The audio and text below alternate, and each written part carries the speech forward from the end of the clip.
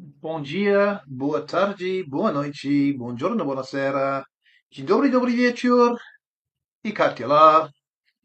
And good morning, good afternoon, good evening, good night, wherever you may be. Jay Slater, case video for the day.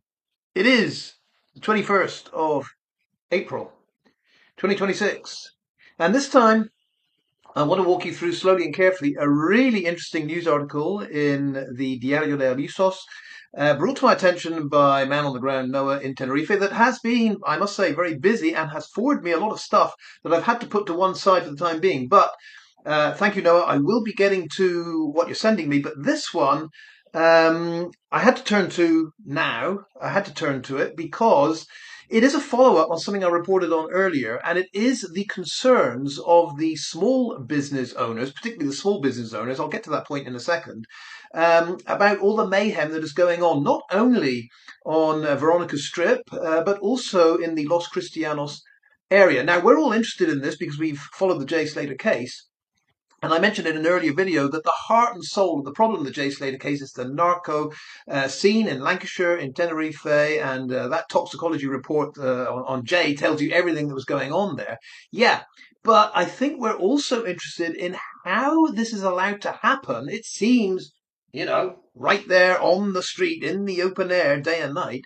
Why is it that the forces of law and order in that part of Spain just seem to ignore it? Well, it's the small business owners that are getting upset. So let's go straight into the article. I will, of course, post the link to this in the description of the video. So it is from the Diario de Avisos, and the headline is, oh, actually, let me give you the date. Publicado el 8 de abril. So this is from the 8th of April. Yeah, I know, I'm behind on getting to this. The journalist reporting this is Juan Carlos Mateu, and the headline is, if I can get to the headline, Los empresarios del sur de Tenerife exigen respuestas frente a la inseguridad. So the business owners of the south of Tenerife demand answers regarding insecurity or lack of security. And I got to tell you, I would just hate to be one of those business owners. I'm not reading from the article. This is me speaking aside now. I would hate to be a business owner in that area if, in particular, I had built up my business, my small business, in an era when Tenerife wasn't as it is today. I know some people say it's always been like that, but I think it is particularly grim with the crime going on in that Veronica Strip area. But, well, in Playa de las Americas in general and Los Cristianos in general, I would just hate it. So I am fully on board with these complaints from the business owners. So the reporter goes on, tras la denuncia de los comerciantes de las galletas. So after a complaint, formal complaint by the business owners, the comerciantes, the traders, if you like, las quejas por robos, they are complaining about robos, thefts, peleas, fights, yeah, se extienden por los núcleos de la comarca, that are extending, are spreading out from the núcleos, the heart and soul, the center of this area. El problema ya no es puntual, sino estructural. It is a structural problem. Yeah. Whenever I hear about peleas, I always, remember Brandon squaring up to someone. And yeah, it doesn't look good, does it? You've got to imagine those business owners, if they see this day in, day out, they really have had enough. The mystery to me is when we read this article, why is it that the powers that be seem to be dragging their heels so blatantly over this breakdown in law and order? So what does it say? It says, el círculo de empresarios del sur de Tenerife. So this group, they're called the Circle of Business Owners of the south of Tenerife. That's called TEST. Y la Asociación de Empresarios de Arona, separate group, but the same idea for the Arona area.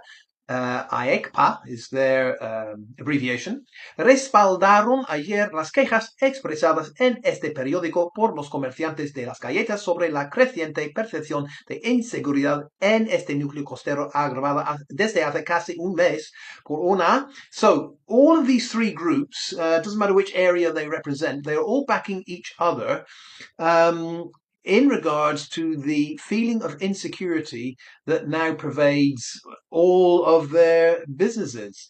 But it says, desde hace casi un mes, it seems like from a month ago, there's been una oleada de robos, an absolute wave of thefts, robberies, que sufren los establecimientos, that all of these establishments are suffering from, y que achacan basándose en las grabaciones de las cámaras de videovigilancia. So it is the CCTV that is catching these thefts, these attacks, a una banda de menores. It's a gang or a group of menores, minors, young people, que actúa de madrugada, that are doing this in the early morning hours.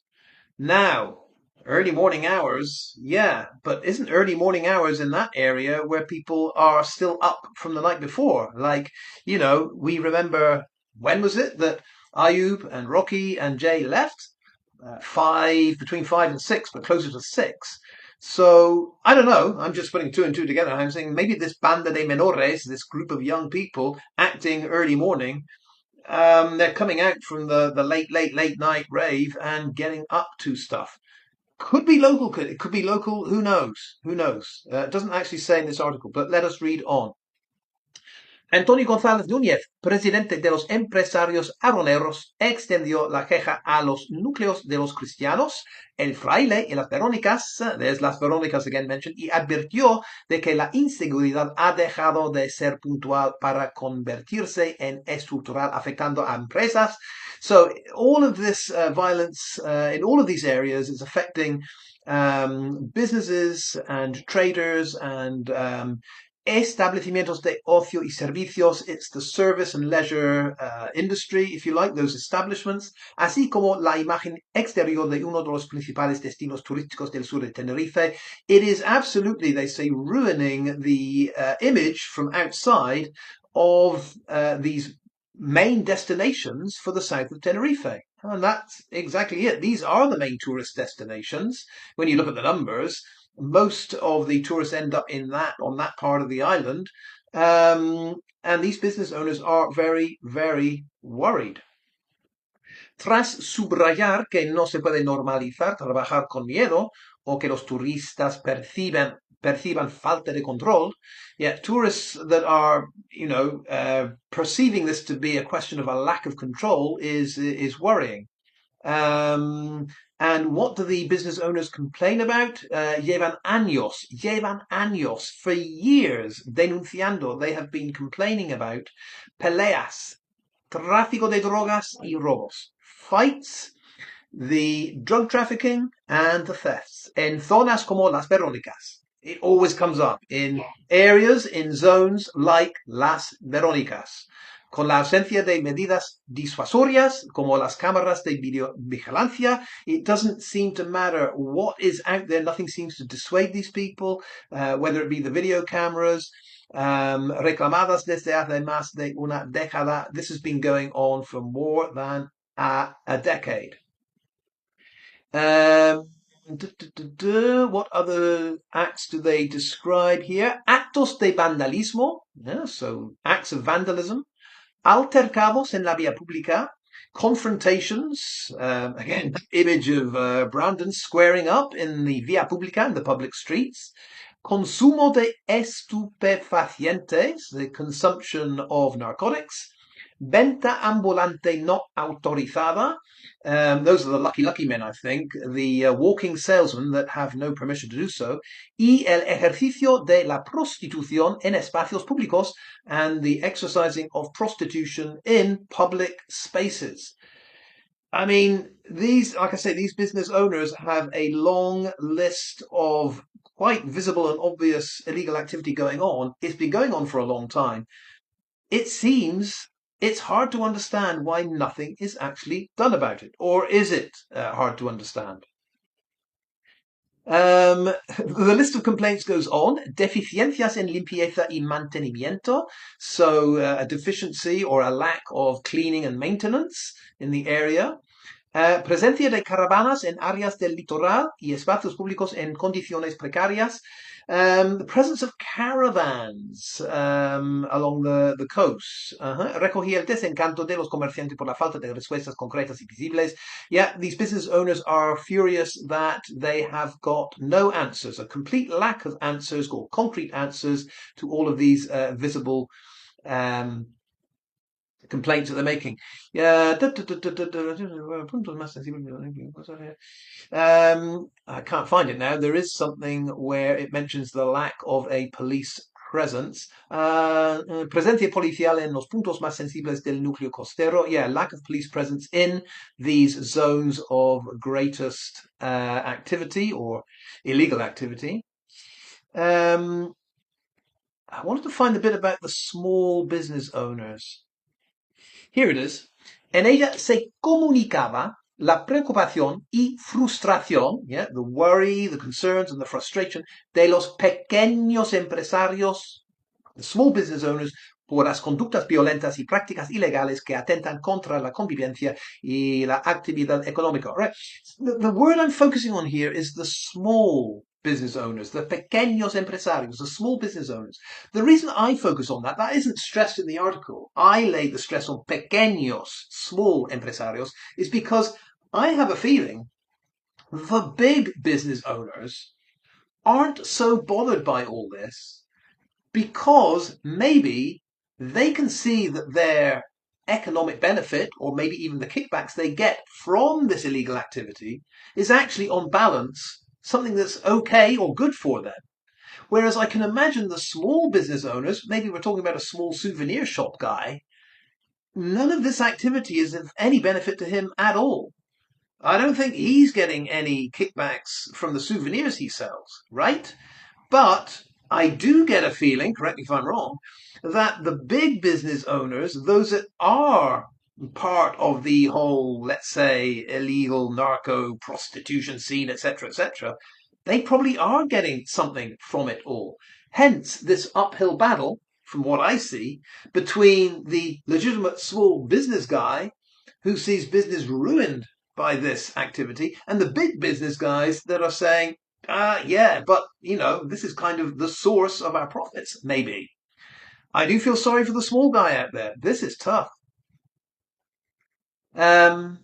What does this leader say? He says, pasan los años, la población ha ido creciendo, tenemos una sociedad cada vez más compleja y todo eso ha ido derivando en una conflictividad y una percepción de inseguridad que hace que ahora mismo esté todo el mundo quejándose. So, what does all that mean? He says the years go by, population has been growing, we have a society that is ever more complex, and all of this has given way to conflict and a perception of insecurity that even right up to now, everyone is complaining about it, he says. I don't know about everyone. It seems like a lot of the people that go there, the youth, are probably fine with it. Yeah, that's the point. I think not everyone is complaining about it. But that's what Javier Cabrera said when interviewed. And he said, Donde por la noche no se ve a la policía, that's it. At night, the police can't be seen. They're not seen anywhere. They're not there. Donde por la noche no se ve. No se ve. Like they're not seen. Where are they? La policía. Where are the police? Además, recordó el déficit que arrastra la comarca sur en efectivos de los cuerpos y fuerzas de la seguridad del Estado. Yeah, he also mentions there is a shortage, a lack in that corner of the island, the comarca, that area, of security forces. He's talking about the Guardia Civil. La Guardia Civil, con un ámbito de cobertura enorme en el sur. He said the Guardia Civil are expected to cover this enormous area of the south. No cuenta desde hace décadas con el personal necesario. They simply don't have, for decades now, enough staff, enough employees, para desempeñar su labor en todo el territorio que le compete. So all of that area that they're supposed to be overlooking, overseeing, they don't have enough people. I'm not sure that's the reason. I think they might have enough people, but a certain number of the Guardia Civil may well be looking the other way. I don't know. I might be wrong. This guy might be exactly right. But I'm just saying my reading of how the Guardia Civil operate, it could well be they have enough people. It's just they don't have a great enough incentive to go in there and bash a few heads. Just my take. Por su parte, Víctor Sánchez, presidente de la Asociación de Empresarios Costarricense, reclamó una respuesta estructural por parte de las administraciones públicas, bla, bla, bla. No basta con actuaciones puntuales o detenciones aisladas. Yeah, he said it's not enough. It's not enough just to occasionally take some kind of action or have some kind of isolated arrests here and there. Yeah, it's not enough. Es necesario un plan integral de seguridad.